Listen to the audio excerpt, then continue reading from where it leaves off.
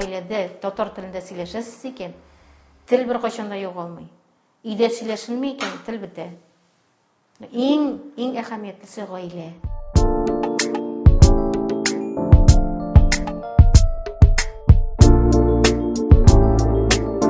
Бала үрмәли башлаганда, әйтәм бит, вертикаль яслыкны иренә башлагач, менә монда инде туган телдә сөйләшү күнекмәләре, грамматик күнекмәләренең формалашуы башлана.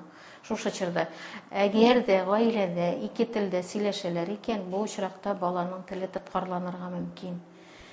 Моны игътибар үзәгендә тотарга кирәк. Әгәр дә сөйләшәсез икән, татарча гына сөйләшергә кирәк, татар телендә генә. Рус телендә сөйләшәсез икән, рус телендә сөйләшергә кирәк бу очракта.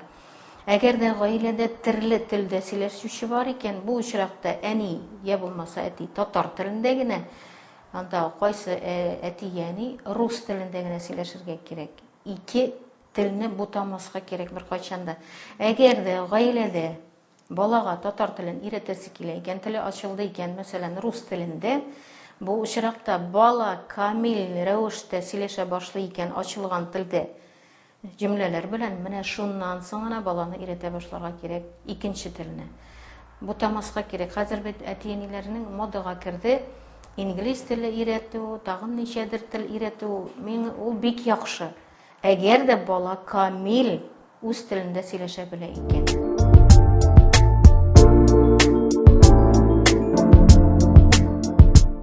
Әти-әниләргә менә минем киңәшем инде иң беренче мөхит.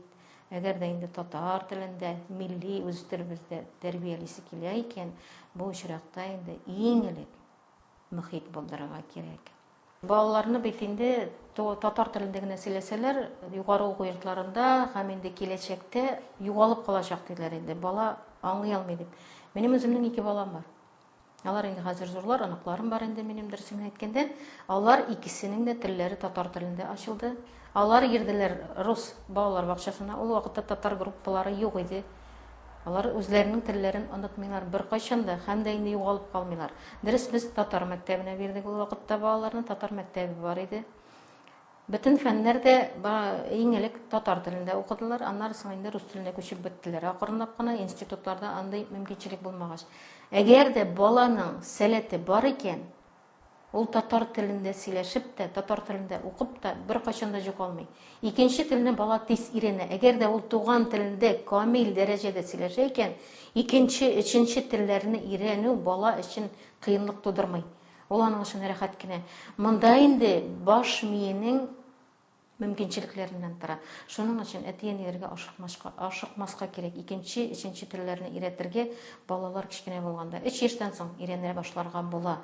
Әгәр дә тагын бер кабатлыйм, камил дәрәҗәдә белә икән үз телен. Әгәр дә белми икән, бу очракта ашыкмаска кирәк беркайчан да. Бала телен югалтмый. Әгәр